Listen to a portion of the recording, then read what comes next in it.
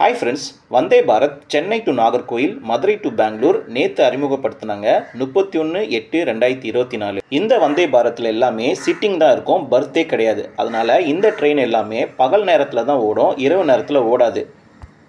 மக்கள் வைத்த கோரிக்கை அடுத்து வந்தே பாரத் இனி ஸ்லீப்பர் கிளாஸ்களும் வரும் அப்படின்னு சொல்லியிருந்தாங்க. வந்தே பாரத் ஸ்லீப்பர் கிளாஸ் வந்து தயாரிச்சிட்டாங்க. இது அடுத்த மாதம் ஐசிஎஃப் சென்னை ஐசிஎஃப்க்கு அடுத்த மாதம் வர இருக்குது. சோதனை ஓட்டம் வந்து விரைவில் நம்மளுக்கு ஆரம்பிக்க போகிறாங்க.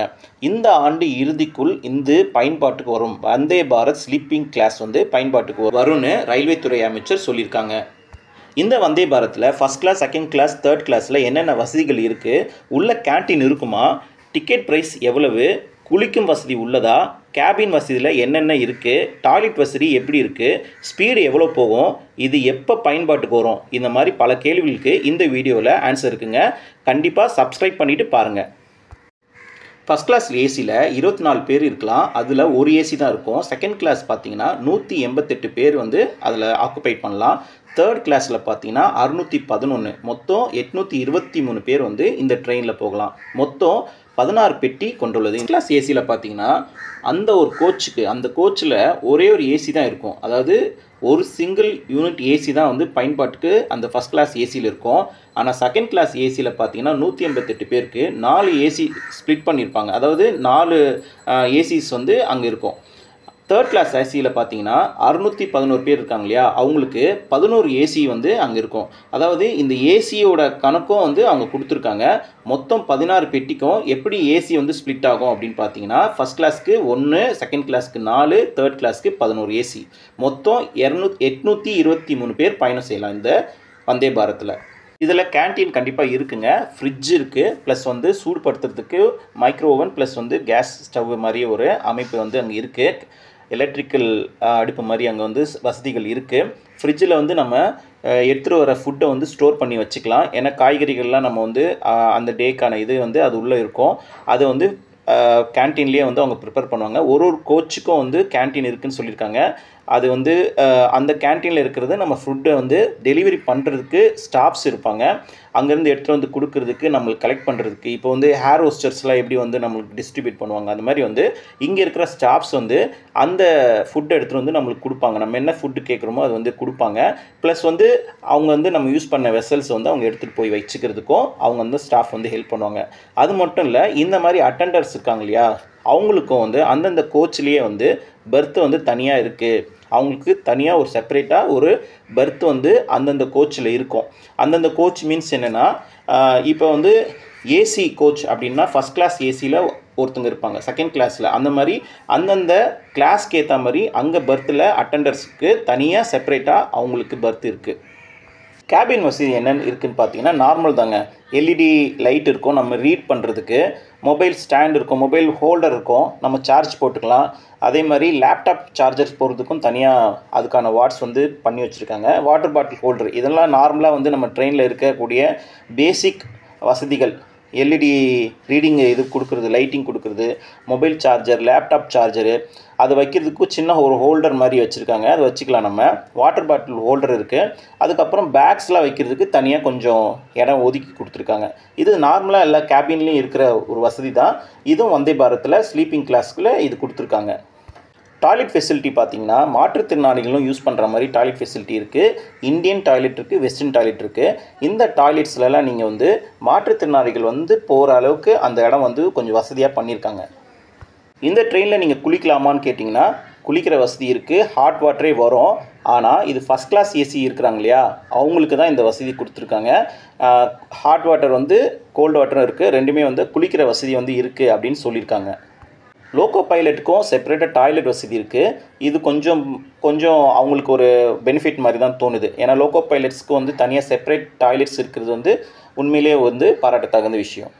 ஒரு கோச்சிலேருந்து இன்னொரு கோச்சுக்கு நீங்கள் போக முடியாதுங்க. இப்போ நார்மலாக நம்ம ட்ரெயினில் இங்கேருந்து நம்ம உள்ளே போயிட்டோம் அப்படின்னா நம்ம கடைசி வரைக்கும் ட்ரெயினில் போயிட்டு வரலாம். பட் ஆனால் அந்த ட்ரெயின்லேயே பார்த்தீங்கன்னா ஏசி கோச்சுக்குள்ளே நீங்கள் போக முடியாது. ஏன்னா ஏசி வெளியில் போய்டுன்னு சொல்லிவிட்டு ஒரு கோச்லேயே வந்து கதவு அடைக்கப்பட்டிருக்கும்.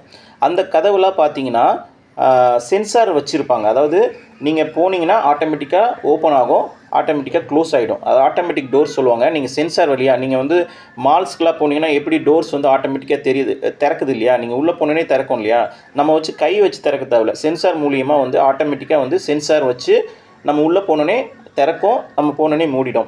ஒரு கோச்சுக்கும் நீங்கள் உள்ளே போகும்போது இந்த ஆட்டோமேட்டிக் டோர்ஸ் ஒர்க் ஆகுறதுனால ஏசி வந்து அவ்வளோ சீக்கிரம் வீணாகாது. எல்லா வந்தே பாரத்தில் இருக்கிற போல் நீங்கள் ஒரு ஸ்டேஷனுக்கும் அந்த எல்இடி டிஸ்பிளே இருக்கும். அந்த எல்இடி டிஸ்பிளேயில் வந்து எந்த ஸ்டேஷனில் வருது அப்படின்னு சொல்லிட்டு இன்ஃபர்மேஷன் சொல்லிக்கிட்டே இருப்பாங்க.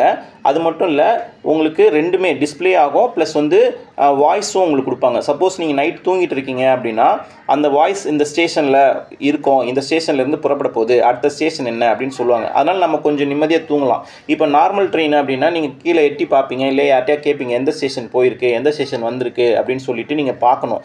இது வந்து ஆட்டோமேட்டிக்காக உங்களுக்கு டிஸ்பிளேயில் போயிட்டே இருக்கும், அடுத்த ஸ்டேஷன் என்ன வருது, என்ன அடுத்த ஸ்டேஷனில் என்ன போயிட்டுருக்கு, எந்த ஸ்டேஷனில் நிற்கிது, அந்த இன்ஃபர்மேஷன் உங்களுக்கு வாய்ஸ்லேயும் வரும், ப்ளஸ் வந்து டிஸ்பிளேலையும் உங்களுக்கு வந்து சொல்லிகிட்டே இருப்பாங்க.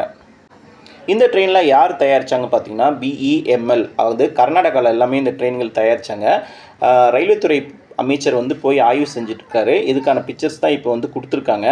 இந்த ட்ரெயினில் வந்து அடுத்த மாதம் நம்மளுக்கு சென்னைக்கு ICFல வந்துடும். அது மட்டும் இல்லை, இந்த வருட இறுதிக்குள்ளே இந்த ட்ரெயின்களில் நடைமுறைக்கு வரும் அப்படின்னு சொல்லியிருக்காங்க. இதோட எமர்ஜென்சி எக்ஸிட் இருக்கும் இல்லையா, நம்ம நார்மலாக ஏதோ ஒரு பிரச்சனை அப்படின்னா நமக்கு எக்ஸிட் இருக்கும், எமர்ஜென்சி எக்ஸிட். அது பார்த்தீங்கன்னா ரிமோட் கண்ட்ரோலில் நம்ம வந்து ஆப்ரேட் பண்ணிக்கலாம். அதாவது ஒரு பெட்டியோட கடைசியில் இதோட ரிமோட் வந்து அங்கே இருக்கும். அவசர கால நிலையில் இந்த ரிமோட்டை நம்ம பயன்படுத்தி எமர்ஜென்சி எக்ஸிட் வழியாக நம்ம வெளியில் வந்துடலாம். இதோட ட்ரெயின் ஸ்பீட் பார்த்தீங்கன்னா 180 கிலோமீட்டர் வந்து போகும். அதாவது டெஸ்டிங் பண்ணும்போது 180 கிலோமீட்டரில் போவாங்க. டெஸ்டிங்லாம் முடிஞ்சிருச்சு, நம்மளுக்கு பயன்பாட்டில் வருது அப்படின்னா 160 கிலோமீட்டரில் போகும் அப்படின்னு சொல்லியிருக்காங்க. இதுக்கான ஃபுல் ஸ்பீடு வந்து அவங்க வந்து எப்போயுமே பயன்படுத்த மாட்டாங்க, அதோட கொஞ்சம் கம்மி பண்ணி தான் ஸ்பீட் பயன்படுத்துவாங்க. இது மேக்ஸிமம் ஸ்பீடு தான் நான் வந்து உங்களுக்கு சொல்கிறேன். வந்தே பாரத் பார்த்திங்கன்னா 100 நகரங்களுக்கு மேலே இது இணைக்குது. இந்த வந்தே பாரத் ஏற்கனவே வந்திருக்க வந்தே பாரத் பார்த்திங்கன்னா சிட்டிங்கில் இருக்கும் இல்லையா, அந்த வந்தே பாரத் வந்து சென்னையிலேருந்து நாகர்கோயில், மதுரை டு பெங்களூர். அதோட டிக்கெட் ப்ரைஸ் சொல்கிறேன். சென்னை டு நாகர்கோயில் 1760 ரூபா. எக்ஸிக்யூட்டிவ் கிளாஸ் பார்த்தீங்கன்னா 3240 ரூபா. இதில் ஃபுட்டு உங்களுக்கு இன்க்ளூடு, வேணான்னா 300 ரூபா லெஸ் ஆகும். மதுரை டு பெங்களூர் பார்த்தீங்கன்னா 1575 ரூபா. எக்ஸிக்யூட்டிவ் கிளாஸ் வந்து 2865 ரூபா. இதுவும் ஃபுட்டு உங்களுக்கு இன்க்ளூட் ஆகும். தாம்பரம் வரைக்கும் போகணும் அப்படின்னா 380 ரூபா டிக்கெட் வருங்க. இது எல்லாமே பகல் நேரத்தில் தான் ஓடும். இது வந்து 400லேருந்து 800 கிலோமீட்டர் வரைக்கும் உங்களுக்கு பயணிக்கலாம். இதில் வந்து எல்லாமே பர்த் இல்லை, அதுக்காக தான் மக்கள் கோரிக்கையை ஏற்று இந்த வந்தே பாரத் ஸ்லீப்பிங் கிளாஸ் வந்து விட போகிறாங்க. அதுக்கு அடுத்த மாதத்துலேருந்து நம்மளுக்கு டெஸ்டிங் ஆரம்பிச்சிருவாங்க. இந்த பற்றி detailed video, Chennai to Nagercoil பற்றி நம்ம டீட்டெயில் வீடியோ இந்த சேனலில் போட்டிருக்கோங்க. அது நான் லிங்க்கில் கொடுக்குறேன், போய் பார்க்காதவங்க போய் பாருங்கள். கடைசியாக இதோட டிக்கெட் ப்ரைஸ் எவ்வளோன்னு பார்த்தீங்கன்னா, ஃபஸ்ட் கிளாஸ் ஏசி அப்படின்னா 6000லேருந்து 7500 ரூபா வரைக்கும் இருக்கும். செகண்ட் கிளாஸ் ஏசிக்கு 4000லேருந்து 5500 ரூபா வரைக்கும் இருக்கும். தேர்ட் கிளாஸ் ஏசி வந்து 2800 ரூபாயிலேருந்து 3800 ரூபா வரைக்கும் இருக்கும். இது வந்து ஃபிக்ஸ்டு ப்ரைஸ் இப்போதைக்கு இல்லைங்க, தோராயமாக தான் நான் வந்து சொல்கிறேன். ஃபஸ்ட் கிளாஸ் ஏசிக்கு 6000லேருந்து 7000 வரைக்கும், செகண்ட் கிளாஸுக்கு 4000லேருந்து 5500 ரூபா வரைக்கும், தேர்ட் கிளாஸ் வந்து 2800லேருந்து 3800 வரைக்கும். முழுமையான ப்ரைஸ் லிஸ்ட் வந்து வண்டி தயாரித்து லிஸ்ட்டு போட்டு எப்போ வருதோ அப்போ தான் நம்மளுக்கு கன்ஃபார்மாக தெரியும். இது வந்து ஒரு அப்ராக்சிமேட் ப்ரைஸு. இந்த லிஸ்ட் வந்து இவ்வளோ தோராயமாக இருக்கும், இதுக்கு கூட இருக்கலாம், கம்மியாக இருக்கலாம் அப்படின்னு பார்த்தீங்கன்னா ஒரு 100 ரூபா 200 ரூபா எக்ஸ்ட்ரா இருக்கும், அவ்வளோதான். இதுக்கு மேலே எந்த ஒரு மாற்றமும் இருக்காது. இந்த ப்ரைஸ் வந்து நம்மளுக்கு ஒரிஜினல் ப்ரைஸ் நம்மளுக்கு வெளியிடும்போது இந்த சேனல்லே நம்ம அப்டேட் பண்ணிடுவோம். சேனலை கொஞ்சம் சப்ஸ்கிரைப் பண்ணிங்கன்னா நல்லாயிருக்கும்.